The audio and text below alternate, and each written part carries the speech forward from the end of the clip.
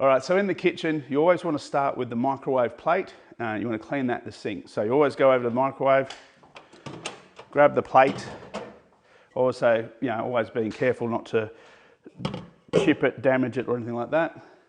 You want your Jif kit, so you get your non-scratch scouring pad in there. A little bit of water, just to wet the surface and the scouring pad. A little bit of Jif. Don't need a lot of Jif. This is true on every surface, a few drops at maximum. You want to clean that plate. Now sometimes these can be really dirty and you'll need to do a lot of scrubbing. Sometimes it looks like they haven't used it and it won't need as much effort as well. So both the top and the bottom, make sure that you get all the bits and pieces. And then you rinse that off.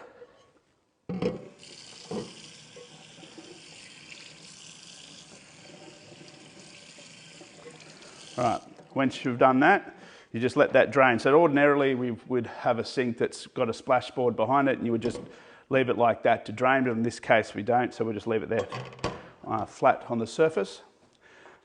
Then you'll get your blue microfiber, fold it as we always do into quarters, general cleaner, and come over to the microwave.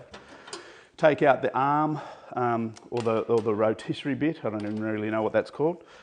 Couple of sprays inside, and you clean the inside of the door, being careful around the prongs not to damage or break those. And then the inside of the microwave, you want to do the top. This one's just moving around a bit. Sides, the back wall.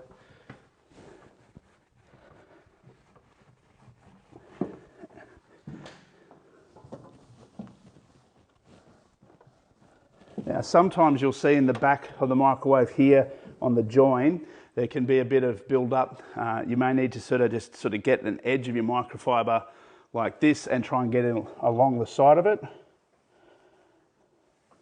And if that doesn't work, you can actually get the brush from your Jif kit and you can just try and get into the back of it like that.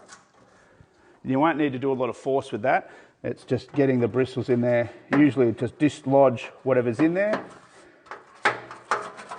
And then you can get your microfiber and usually then just wipe it off. It should be fine.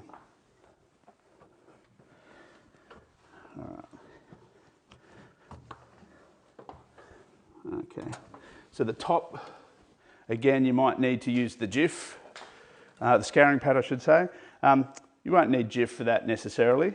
You just drain it out, get in there.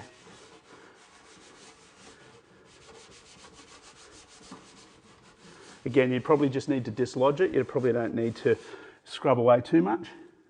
And depending on where the microwave is in the kitchen, so if it's on a bench like this, the average person is obviously standing above it. The owner of the home or the business is never seeing that unless they're going to stick their head in like I just was. And so it's very possible that it is dirty because they just don't see it. Obviously, if the microwave's on a counter, it's head height or something, it's very much more easily seen. And so maybe they've cleaned that a bit more after use. But either way, it's our job to look, make sure it is clean, and if it's not, to do what we need to do to get it clean. We then replace this bit. By now, the plate should have drained off quite substantially.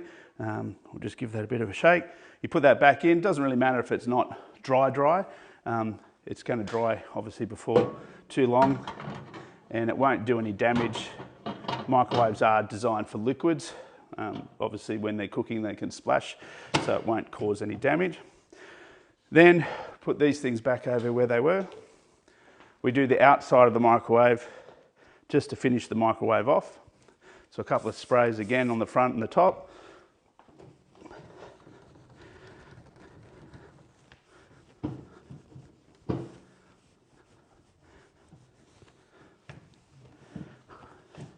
Down the sides, across the front. Now obviously on the front is where the most of the dirt is going to be, especially around the keypad. People are preparing food, they often have food on their hands while they're doing it, so it's quite common to around the keypad and the latch here to have a bit of food or dirt that needs a bit of a clean. With the latch, these types of latch especially which go in, sometimes you need to hold that down a bit, just go around that. If there's food between the latch and the casing, this one's fine, just demonstrating. And then on the other side, which I'll reach around.